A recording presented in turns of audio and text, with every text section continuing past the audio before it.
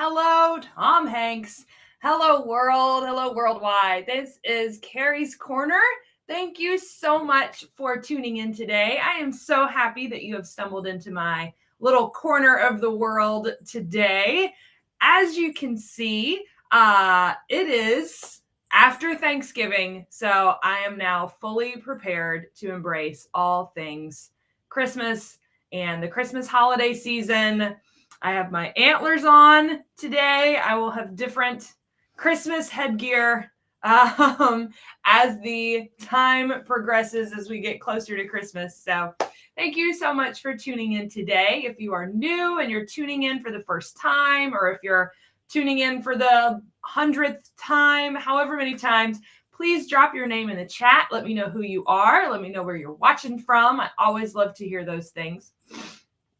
But we are so excited today. Thank you for tuning in last week. I hope you enjoyed our video last week of Miko and I in the Philippines.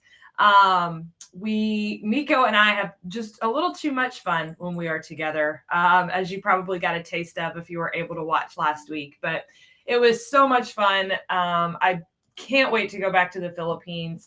There's so many things that I didn't get to try. So if you're a nurse and you're watching in the Philippines, let me know. Let me know what I need to try the next time I go back. Hello in Ghana. Thank you so much for tuning in. We are so excited about our nurses in Ghana. Nigeria, thank you so much. The Philippines. Yes, we love our Philippines nurses. We are so appreciative of all of our nurses from all around the globe. So thank you so much for tuning in today. For those of you who are new, my name is Kari Cooper. This is my corner of the world. That's why we call it Kari's Corner. I'm literally, for those of you that don't know, I'm in a corner in my office in my house. So I'm literally in a corner. It's literally Kari's Corner. But what we like to do on this show is we like to talk about all things English language. Sometimes we're talking about the English language exams. Sometimes we're talking about tips and tricks of preparing you to use your English language here in the United States. Sometimes we talk about English language when you're out shopping, some English colloquialisms, some of our slang words. Bruh is really big right now, especially among the younger generation. They'll refer to their mom or dad as bruh. Like, okay, bruh. I'm like, who's bruh? Like, what? It's a lot of fun. It's really cool how usually it's the little kids who will pick up on it and bring it home. But if you have teenagers are also really good at teaching you the modern slang of the day.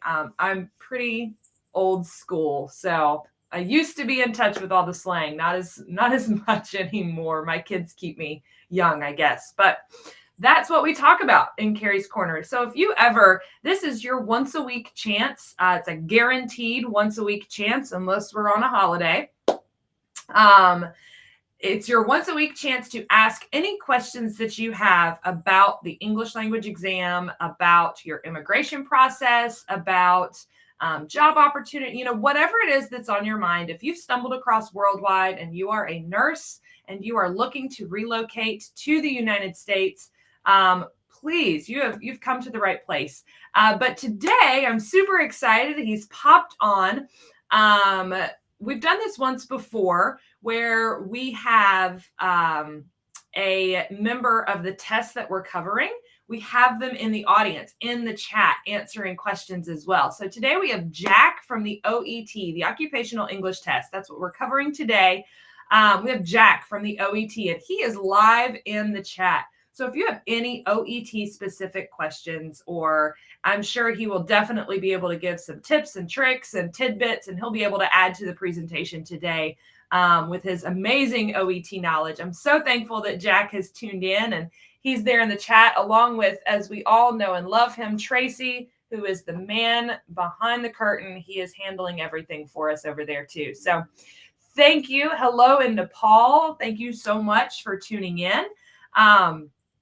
We have a question. Would you please say something about the EB3 visa retrogression? Is it going to solve soon? You know what? we get those wonderful retrogression questions frequently. And unfortunately, that is 100% out of our control. We find out when the visa bulletin is released. We can make predictions, just like with the stock market, right? They can make predictions as to what something's going to do. But we don't know until that visa bulletin is released. And when that's published on the internet, we have access to it the same time that you guys have access to it. So we can make predictions, but as of right now, they're holding fast to that 2021 priority date as of right now.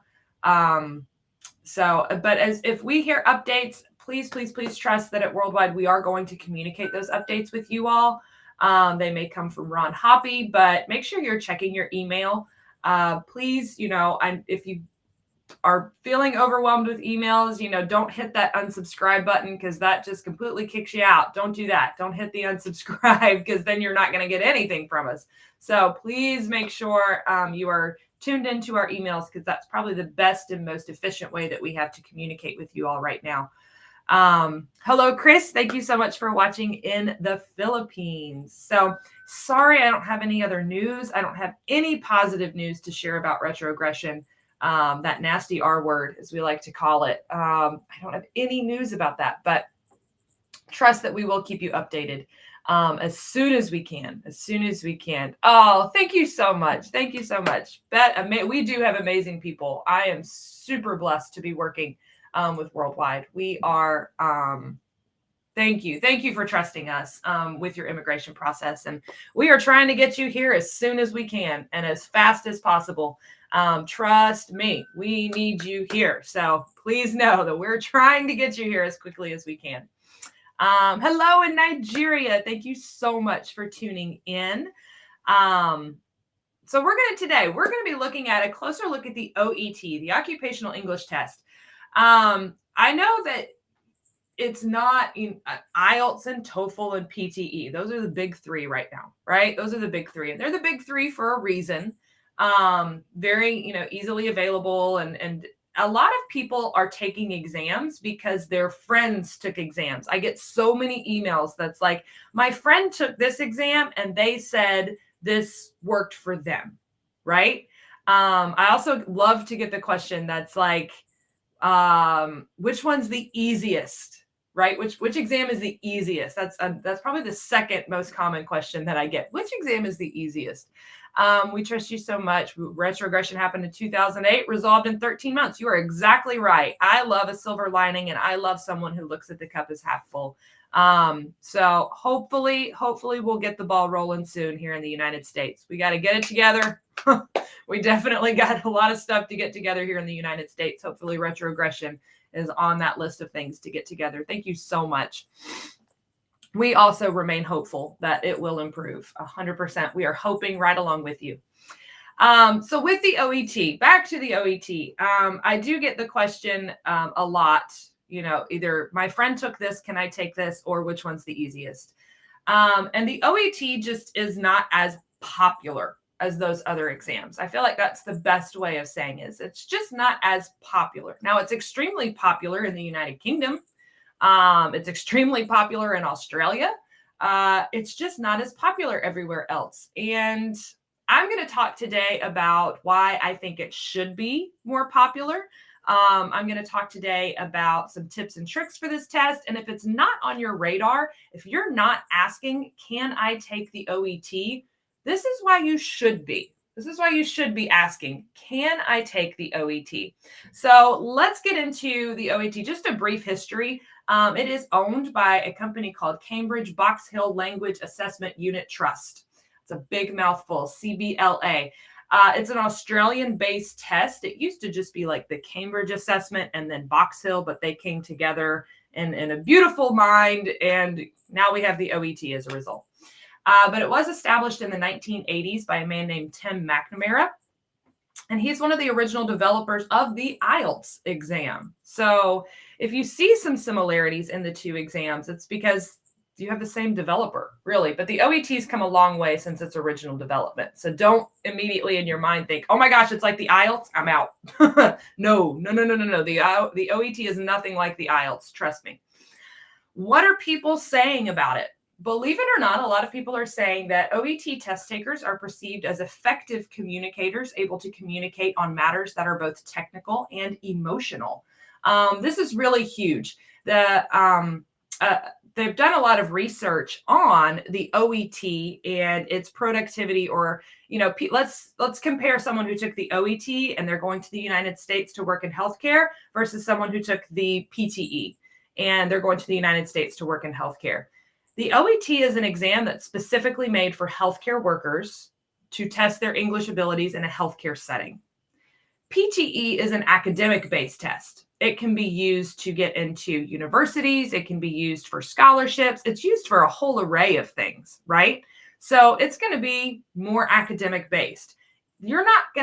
There's a very high correlation and a high success rate of people who have prepared for the OET and gone into the healthcare profession in an English-speaking country, and they see a stronger performance, a stronger English performance for those people because they've specifically prepared to talk and speak English at work.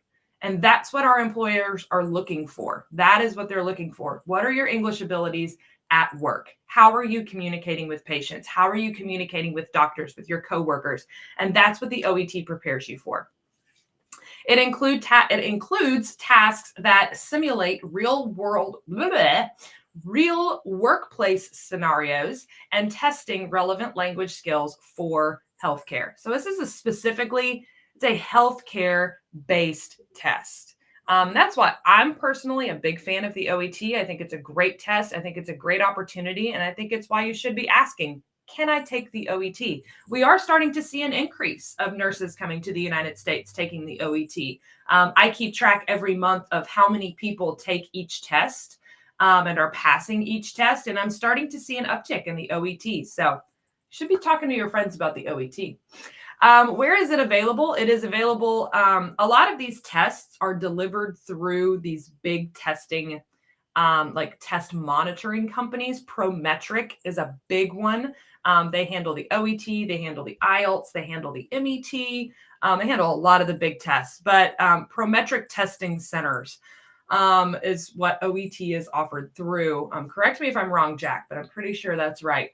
But it is important to note that home versions of this test, just like every other test, are not acceptable. Now, I do get the question because a lot of people are like, wait, the speaking portion is done at home. You heard me right. The speaking portion is done via Zoom. And it's usually done before you take the rest of the test. That's correct. Woohoo! Thanks, Jack. It's usually done before you take the test, and it's conducted via Zoom. So some people are concerned. They're like, well, since that's at home, it doesn't count. No, it definitely counts. It's been approved, all of those wonderful things. So do not think that just because a test portion is conducted via Zoom at home. So that could be a big plus for you as well. If you are looking for just some more comfort in that speaking session, that's a great opportunity. If you're just one of those people that's really nervous about the speaking session, let's put you in the place where you're most comfortable, right? They are expanding their locations in the Philippines. The OET just did a partnership with the Philippines Nurse Licensure Board, like the specific Philippines licensure board in the Philippines. And they're doing a really cool partnership there. So if you're in the Philippines, I would look into that partnership that they're doing with the licensure board. I think there's like an OET reading preparation specifically that correlates with Filipino nurse licensure. And so that actually means there's going to be more testing centers available for the OET in the Philippines. So if you're in the Philippines, this test is coming at you. It's coming at you hard. And it's becoming more available. So please, if you're in the Philippines, listen, pay attention. This is a great opportunity. Good morning in Jamaica. Oh, Arlene, I hope you're doing so well. Thank you for tuning in, my dear. So the cost, and this is every time I talk about the OET, this is what turns a lot of people off. They're like, $455. Like, what? And then when I say it in the Australian currency, $587. What? That's a lot of money. That's a lot of money, Kari. And I'm not arguing with you. $455 in the United States is a lot of money too. Like, don't think that it's just a lot in your country. No, that's a lot of money. You're not going to hear any argument from me. However, all the time, that's the biggest complaint. I can't afford the test. I can't afford the test. Okay, I hear you. That's a big bill. It's a big bill to pay.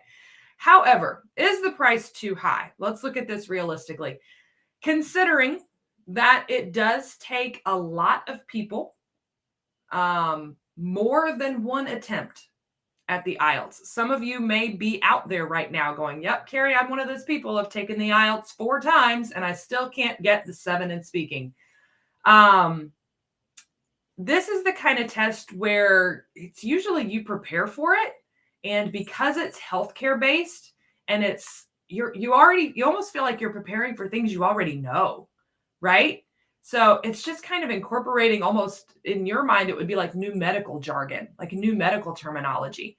This test has a very high success rate for first-time takers, first-time passers, whereas the IELTS and the TOEFL, they do not have a very high pass rate for first-time test takers. They just don't.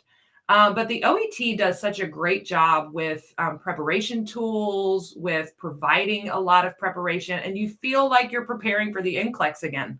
A lot of people have said they just feel like they're preparing for, a healthcare test, not an English test, which makes it so much easier mentally to approach. So if you take the IELTS or the TOEFL twice, you've already spent more than you would have taking the OET once. That's just the reality of it. 85% of candidates who have taken this test said that it was worth the money. They have said, yes, for the experience, the test, the whole shebang, preparing for this test and taking this test was so much easier, so much friendlier than preparing for an IELTS, TOEFL, PTE, those academic tests where you have no clue what's coming at you. Right? You could be asked questions about archaeology and you're like, I don't know anything about archaeology. Whereas this test, it's healthcare. These are all things that you can talk about. So pay the money once, get it done once, or risk taking it multiple times and spending more than $455.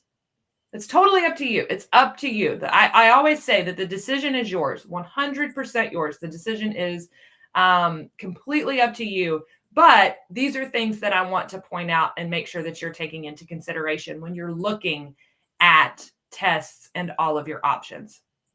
Always important to point out.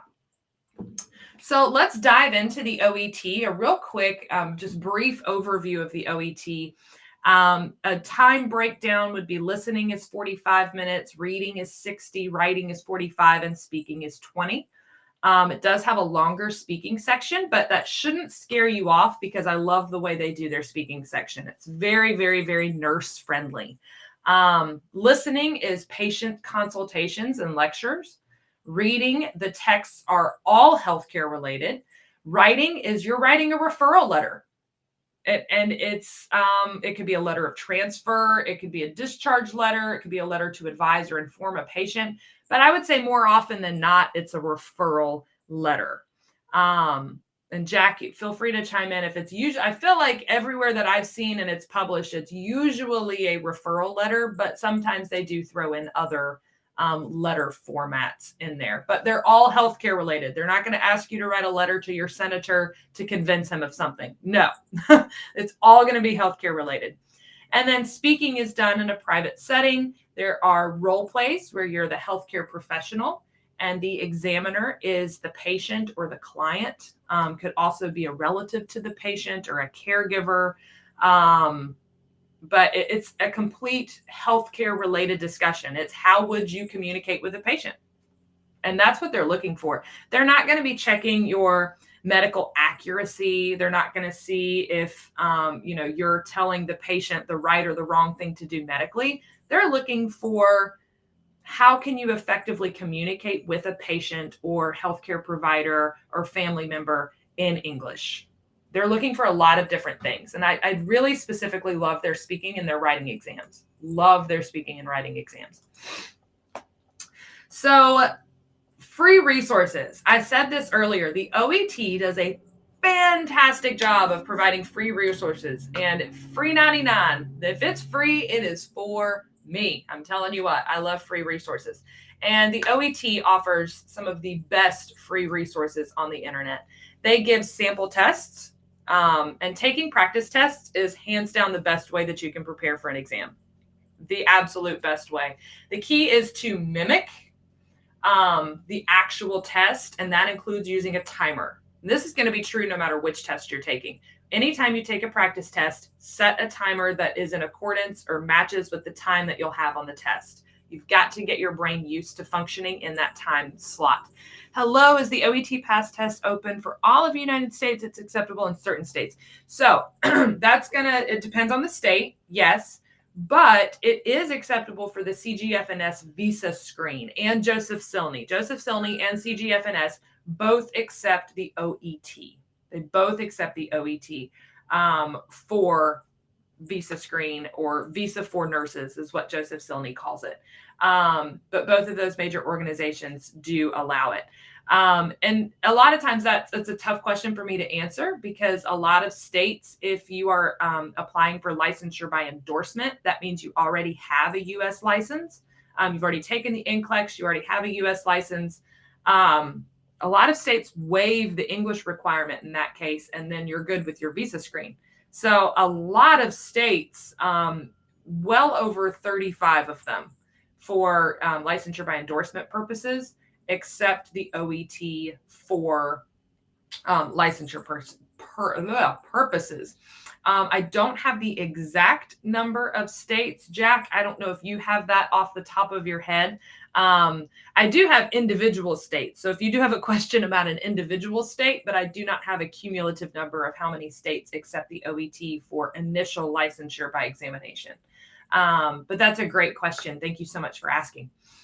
The OET study guide is available on their website as well. It's free. Like I said, completely free. It's a fantastic, very detailed study guide to help you organize your studying. A lot of people just say, okay, I'm going to start preparing for this test.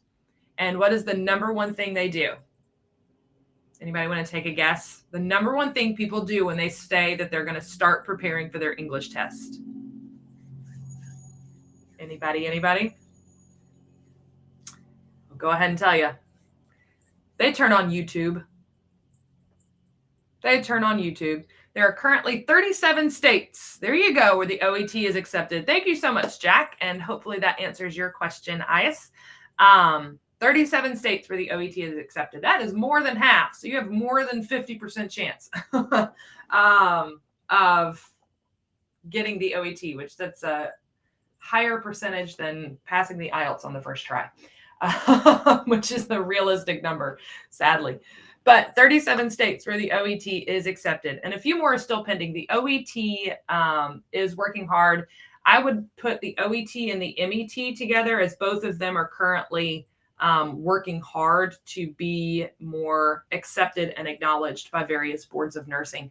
The MET does have it a little easier because they're a Michigan-based test, and that is one of the 50 states. So they're like, hey, we are in the U.S. Please accept our test. Whereas the OET is an Australian test. So they got a little bit more. But it is great. That is great. The OET is working really hard to be accepted. I have no idea why a board of nursing wouldn't accept the OET. And I am happy to write a letter to any board of nursing that says, no, we only want IELTS and TOEFL. And then finally, intro to the OET, that's available on their website as well. It's a 3-hour course that goes over in detail the format of the test, and it also gives you some fantastic tips and tricks as well. They do have resources available to purchase, just like every other test out there. They do have resources available to purchase, but if you, like me, if you want those free resources, there you go. You guys as worldwide nurses also have me. I am part of the package. If you are a worldwide nurse, you get me. Free 99. Always fun. So moving on. So here's my test specific tips. And Jack, if you have some extra fun tips that you want to add to this, like I said, guys, Jack is in the chat. He's from the OET. If you have some extra fun tips that you want to throw in here as I go along, please do. I know our viewers will really appreciate it. The listening portion, this test is not, so when you register for the OET, you will put what healthcare profession you are. Even med lab techs. If I have any med lab techs out there, they got an OET for you. They sure do. But so you'll put, for a lot of you, you'll put RN. But the listening portion, this is not profession specific, but it is in the healthcare realm still. But the test is designed to test your ability to process information in English in a general healthcare environment or situation. So my top tips for the listening section would be, number one, pay attention to headings and subheadings as you're going along. So as you're listening, pay attention to those headings and subheadings. Because if you're ever kind of listening and you catch your brain maybe tune out, or you're writing something down and you miss something and you're like, oh my gosh, what are they talking about? Check those headings and subheadings. They're very, very helpful to guide you in the process. Listening for words like, so these are keywords, words like diagnosed with or described as. So a lot of times those, like any fill in the blank questions or multiple choice questions, those are going to deal with, are they diagnosed with, described as? That's when they're going to be listing specific healthcare things, right? Those are great fill in the blank questions. Fantastic fill in the blank questions. Or even multiple choice questions as well. So those are keywords to listen for. Diagnosed with or described as. And then finally, in part A, make sure you fill in all the gaps. It does not hurt you to guess on this test. If you get it wrong, they don't take points away. So it doesn't hurt you to guess, fill in all the gaps. Parts B and C, make sure you select an answer choice for each. Again, doesn't hurt you to guess. Please make sure you fill in every single option. Okay? So those are my top listening tips just off the top of my head. Again, brief show. Jack, we're going to have Jack back next year, and he's going to kind of dive into a couple of these sections for us and really give us like the really good tips and tricks to get us through to ace the OET on the first attempt. So the reading portion, there are 3 parts here. Part A is a short text, 20 short texts and 20 questions. Part B would be short texts and 6 multiple choice questions. And then part C is 2 lengthier texts with multiple choice questions. There are workplace texts. Some of them are treatment protocols, medication info. Part B could be communication between colleagues. And then finally, part C is going to be articles on general healthcare topics.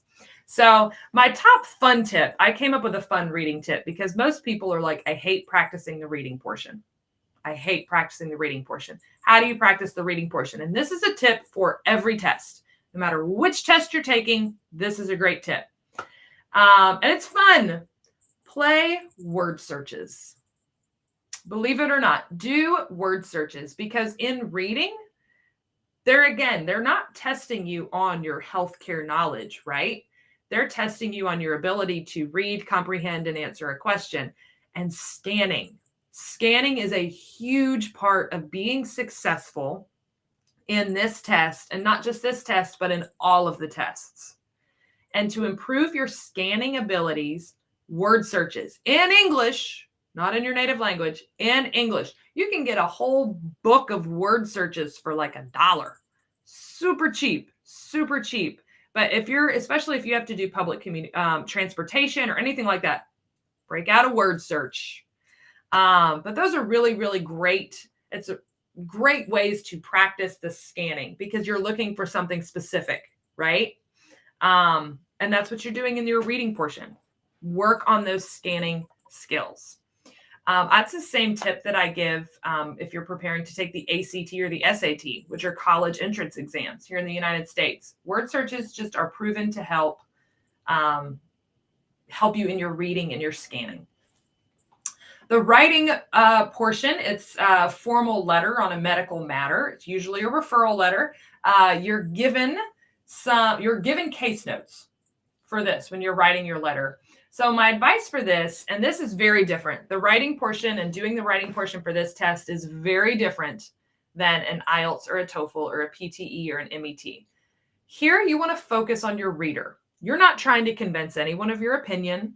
You're not trying to, you're not even really trying to 100% like give your opinion. Here, it's all about the reader. And it's relaying information about what's in the case notes. And it's doing so effectively. And it's doing so without a lot of fluff, is what I like to call it. Use the case notes. Use the case notes. Use what they've given you. So a lot of people struggle with writing. I just was helping someone yesterday.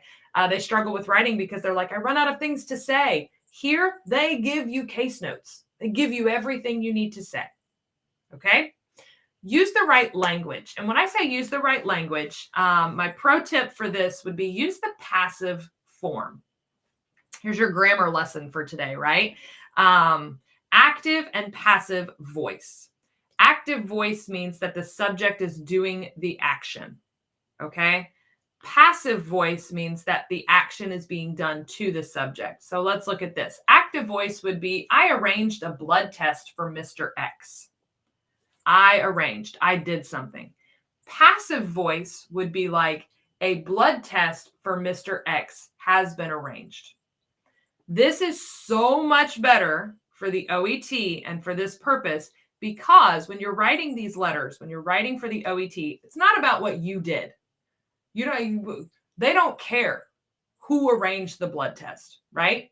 They do not, the person receiving the letter, there could have been a raccoon in the break room who arranged a blood test for Mr. X. They don't care. All they care about is, was a blood test arranged for Mr. X? Yes, check. Done. So removing yourself, that's what I mean by removing yourself from the narrative. Remove yourself from these letters. And you guys should know this because you guys have written referral letters before, right? You're nurses. This is what you do for a living. You know that you don't write, I did this. No, pat yourself on the back. Good job. You don't need to write it in a letter.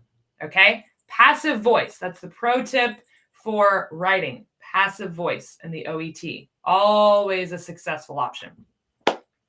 So let's finally talk about the speaking portion of this test. And it's probably my favorite portion of this test. I love the writing portion. English teacher, duh, I love the writing portion. But for the speaking portion, I have 5 basic tips for you. And tip 1 is they do have a preparation time. Just like every other test, right? In IELTS, you get 60 seconds. In TOEFL, they give like 45 seconds to prepare. During that preparation time, you have an interlocutor there. So the interlocutor on the Zoom that's not who scores you. So the person who you're sitting with is not the person who's giving you a score. They're just there to role play with you. And they're there in the beginning for the preparation portion. They're there for test security purposes as well, right? During preparation, ask the interlocutor any questions. So if you're looking through, if you get case notes and you're looking through and you're like, I'm not quite sure how to pronounce this word. How would you pronounce this word? Or ask them to define an unknown word. If you're like, can you tell me what this word means? They're there to help you prepare. Prepare before you start to speak, right? Don't be scared to ask those questions. Tip 2 would be focus on the listener. Again, in medicine and as nurses, you didn't get into nursing to save your own life, right? You got into nursing to help others. That's what this test takes into consideration, which I think is what makes it so great. This test is measuring your English speaking abilities, but your English speaking abilities to help others. Focus on the listener. When you're having this conversation, when you're going through this role play, actually pretend, that's actually tip 4, pretend like it's a real person. Pretend like you're actually having to give this advice to a real patient. How would you do it? How would you handle it?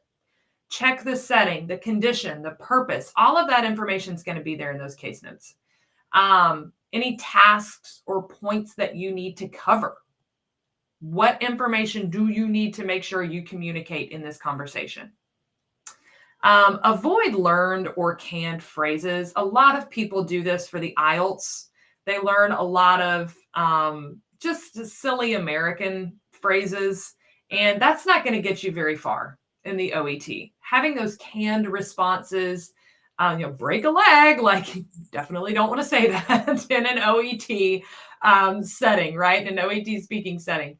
So avoid those just very canned responses because they just don't come across as genuine. And that leads me to tip 5 because I covered tip 4. You're talking to a real person. Pretend like you're talking to a real person. Tip 5 is understand your patient's perspective. Use empathy, which I know you have to do all the time as a healthcare professional and as a nurse. Use empathy. Make sure you're explaining all of the information clearly and simply. Because if you're looking at those case notes, there's going to be a lot of medical jargon on there, right? You want to make sure that you are explaining what's on those case notes and those points. Make sure you're explaining them clearly to someone who is not in the medical field. So it's very, very important. Again, it's why I love this test. It's really testing your ability to relate to patients in the United States in your job. All right, so that's all I covered everything kind of about the OET. Today's purpose was a general view of the OET. Hopefully, if the OET was not on your radar as a potential test to take, hopefully now it is. It is a fantastic option. It's a great test. The people behind it are constantly doing research. They're constantly trying to improve their test. The only thing I think now that, would, I guess, ding the OET compared to other tests is it's still on the longer side. Other tests have gone to that 2 hours or right about the 2-hour mark, and the OET is still a little longer. But it's just more comfortable. It's not like it's really long and you're reading stuff about the Mesozoic era, of the creation of Earth. No, it's all healthcare based. So you don't feel like it's as long. But again, if that's one of those things you're looking at, yes, length of test is important, but it is important to note the speaking portion is done at a different time and in a more comfortable setting. Watching the program live, thank you so much, Armstrong. Thank you for tuning in. I'm so glad you're watching live. But if you have any questions about the OET, if you want to know if the OET is accepted in a specific state or a specific area, if you're looking for more information on, specific OET information, I've put the website on here. It's just OET.com. I do know that the OET does run kind of like promotional or coupon periods where they'll offer a percentage off of the test in certain areas. So please know if they're offering those, I will announce that on the show in those windows. Once those dates are published that they will be offering any discounts, I will definitely let you know because like I said, I'm with you. I don't like paying a bunch of money either.